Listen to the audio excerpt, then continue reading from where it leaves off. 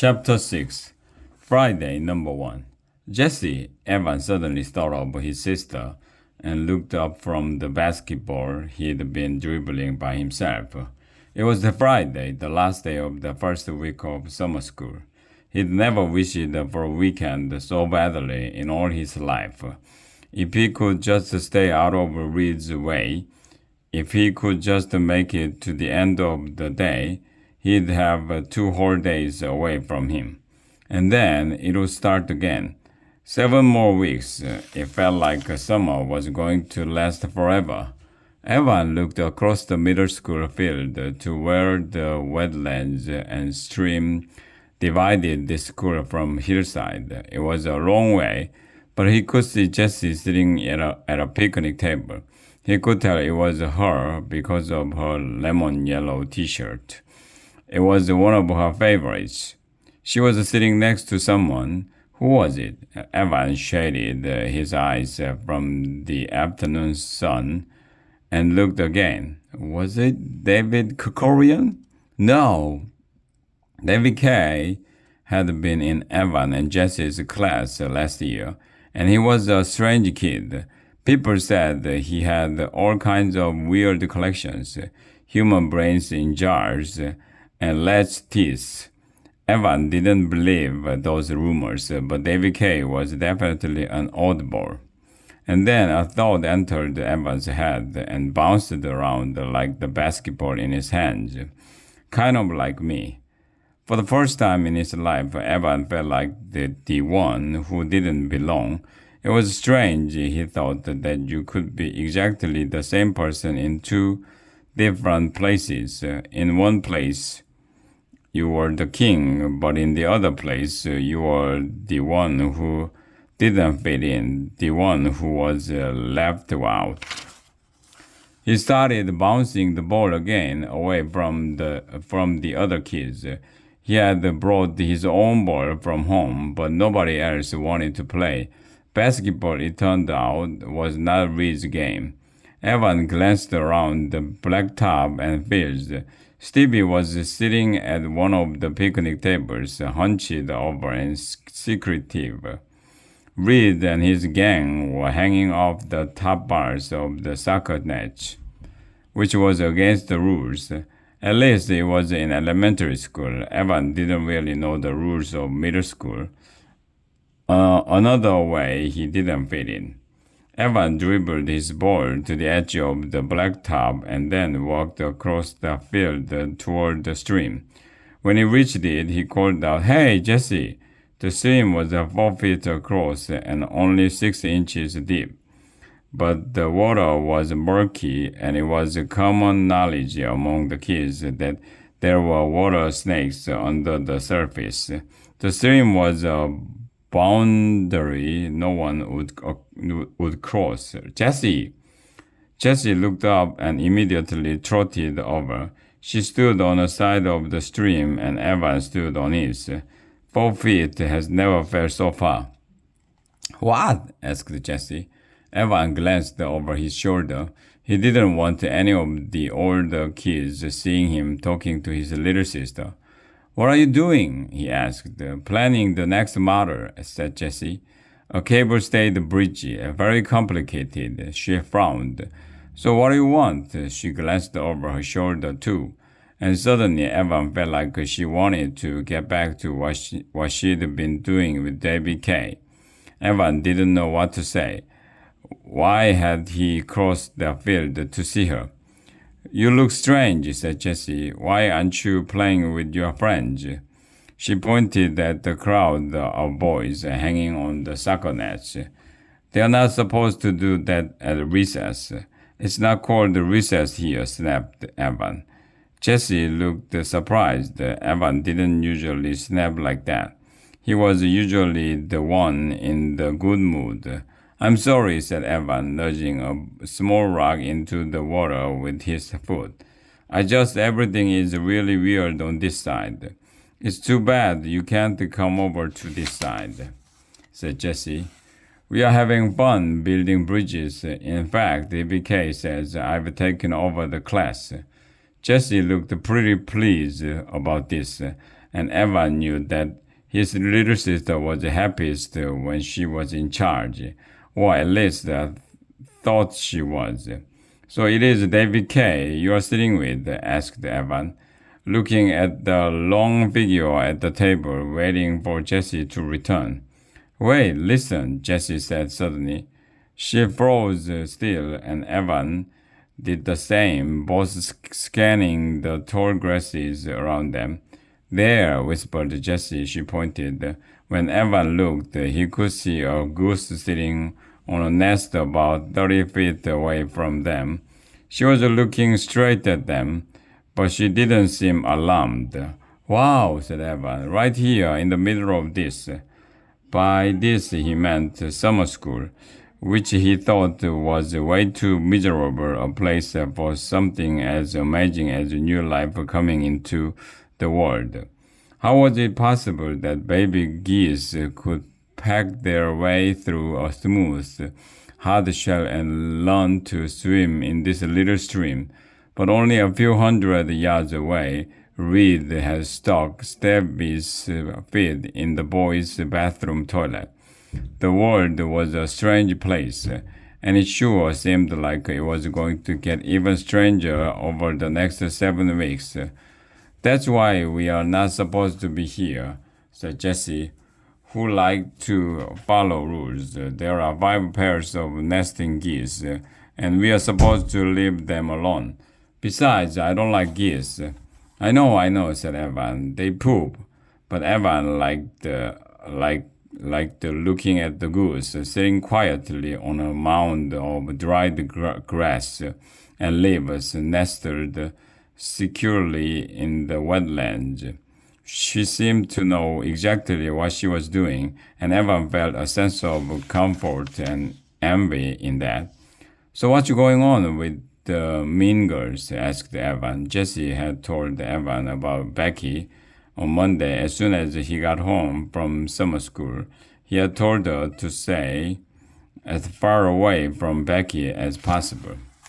Becky dumped a ton of purple glitter on my fairy house, but no one saw her do it. So my teacher won't kick her out of the class, which I think would be the fair thing to do. She's mean. You're right about that, and David said the same thing about her. I'm sorry, Jess, said Evan. I hate it when kids are mean. You know what I discovered? Her eyes widened the way they did when she learned a new fact about mushroom spores or outer space or volcanoes. I don't care, really. David said this, and he's right. Who cares what she thinks? Can she build a cantilever bridge out of popsicle sticks and plastic cups? Does she know how tension and compression keep a bridge from falling down? Is she going to win the bridge building contest in 2 weeks? I don't think so. She's just mean, and that's nothing. Evan wished he could feel that way about Reed. I've got to get back. See ya. Jessie was already hurrying to the picnic table where David was waiting. Evan stared at his little sister. How had she learned so much at 1 week of summer fun exploration camp when he hadn't learned anything at all at summer school, except to stay out of the boys' bathroom when Reed was around? When Evan got back to the other kids, they were filing into the building. Their break was over too. Evan scanned the crowd but didn't see Stevie.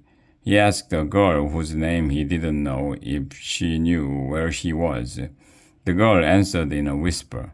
He got shoved on the stairs, she said, pointing to the concrete steps that led from the upper field to the walkway. They took him to the nurse. She dropped her voice even lower. There was blood. Evan didn't need to ask who had pushed Stevie, just as the girl hadn't needed to say it out loud. He wondered what would have happened if he'd been there when the teasing had started. Would he have stepped up to protect Stevie? Would he have watched it silently frozen with all the others? Or would he have turned his back and gone on shooting throws, trying to pretend that the whole thing wasn't happening at all? He dribbled the ball once or twice, staring toward the picnic table where Stevie had been sitting alone during the break. Lost in thought, he didn't have time to react when the ball was snatched out of his hands. Hey, said Evan. Let's see how far this thing can fly, said Reed. He tossed the ball in the air and then drop-kicked it as hard as he could. It sailed over the fence and into the thick scrub that bordered the school on that side. The scrub was a tangled mess full of poison ivy and biting mosquitoes. It would be impossible for Evan to find his ball in there. If something landed in the scrub, it never came out. You can't do that, shouted Evan, still shocked that his ball had been stolen from him. Except that I just did, said Reed, walking toward the door where his friends were waiting for him, laughing. Evan stared at where the ball had fallen from sight. He had done extra house chores for 2 months to save up to buy that ball, and now it was gone forever. As he stared toward the scrub, he saw something on the picnic table. Evan jogged over to the table to see what it was. 3 medieval knights in full armor, each one the size of his thumb and made out of metal, stood ready to do battle. One had a long sword raised, prepared to fight. Another had a club lifted over his head, ready to smash down on his enemy. The third seemed to be running at full speed. In his right hand was a short sword. In his left, a shield protecting his flank, as if he feared an attack from behind. But whether the soldier was running to the battle or away from it, Evan couldn't tell. Evan thought of Stevie sitting in the nurse's office, probably with a bloody knee or shin, or maybe something worse. He scooped up the 3 toy soldiers, put them in the side pocket of his cargo shorts, and headed into a class. As everyone was settling in, the girl who hadn't answered Evan's question about Stevie asked Evan, "What were you doing on the edge of the field?" Evan didn't want to admit that he was talking to his little sister, so he did. He said, "There are some geese over there, and I just wanted to see if I could find the nest. I found one, and I think it has eggs in it. It felt good to share this small miracle with someone who had been worried about Stevie." "Geese?" asked a loud voice behind them. "You mean like sitting on an actual eggs?" Reed. Suddenly, Evan wished he'd kept his mouth shut. "No," said Evan. "I looked, but I didn't find any. The geese are dangerous, you know. They attack if you get close to their nest." He felt like he was spinning the pedals on his bike backwards, as if he could go in reverse, undoing what he has just done. And that's when Evan got his new nickname. "Nice try, good goose boy," said Reed, smiling wickedly. "Come on," said Mrs. Warner. "Settle. It shouldn't take this long to transition. Back into your seat. Enough talking. We are here to learn." But Evan couldn't settle. His heart was beating hard against his ribs, and it felt as though he had metal bands around his chest. The bands kept tightening as he imagined the goose sitting quietly on a nest and Reed approaching through the tall grass. Tightening, tightening, tightening. On the way home that afternoon, Evan was walking up West Street, purposely dragging behind the other kids. By the end of the school day, Reed and all his friends were calling him Goose Boy. They were ahead of him now, and he didn't want to accidentally catch up and give them the chance to tease him more. He shouldn't have worried, though, because Stevie was even further up the sidewalk. Evan noticed the extra large band-aid covering one of Stevie's elbows, probably from his fall down the stairs. Albert, hey Albert, Reed and his friends were picking up pine cones and lobbing them at Stevie. Except it wasn't really lobbing, they were throwing pretty hard. Stevie kept ducking and walking as fast as he could, but the other boys were getting closer. Reed ran out of pine cones, and Evans saw him reach down and pick up a rock. It was pretty small, but when he threw it at Stevie, he threw it hard the way he'd been throwing the pine cones. It missed, but then the other boys picked up rocks too, and some of them had better aim than Reed. Some of them were hitting Stevie in his arms and legs and his rear end and back. Stevie was trying to act like nothing was happening. If you paid attention, though, the way Evan was, you could see him flinch every time a rock hit him, and he kept working as fast as he could up the hill. West Street was a busy road with a lot of traffic. Plenty of drivers were going by, but not one driver stopped to yell at Reed and his friends. Not one grown-up told them to leave that kid alone and act decent. Evan saw it all, though. He knew exactly what was going on, and he knew exactly what he should do, but instead his body worked more and more slowly. He told himself it wasn't his fight. He had enough to worry about on his own. And then the boys started running toward Stevie, getting closer so that more and more of their shots hit the mark. And they were starting to wedge themselves between Stevie and the high wall that ran along that part of the sidewalk, so that Stevie was slowly inching toward the street in an effort to avoid the worst blows.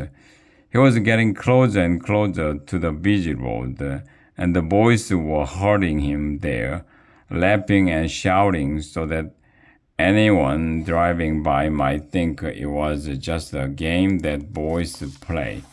Evan knew he should try to stop Reed and those boys. He knew he should call for help, flag down one of the passing cars, and tell a grown-up what was really going on. At the very least, he should sprint up the hill and put himself between Stevie and those boys, yank Stevie back from the edge of the sidewalk where he was now in danger of falling into the street. With the oncoming traffic and no one doing anything to help, he should do something. But he didn't, he couldn't. And then a chipmunk ran right in front of the boys, surprising them and making them stop as they tried to figure out where it had gone. Stevie hurried ahead, crossed the high street against the light, and ran as if his life depended on it. When Evan got home, his mother said, "Are you all right? You look sick." He wanted to tell her what had happened. He wanted to tell her about the knot in his stomach, the knowledge that he couldn't do anything to help Stevie, the knowledge just as certain that he could have, but he couldn't tell her because then she would know. She thought he was the kind of kid who stands up for anyone who needs standing up for. The kind of kid that other kids turn to, a natural-born leader. That's what she thought, but it turned out that it wasn't true. And if he told her the story of what had happened that afternoon, if he told her all of it about being called the Goose Boy and the pebbles flying through the air and Stevie shoved down the concrete steps, she would know that he wasn't who she thought he was, and he would have to know it about himself. So he said nothing.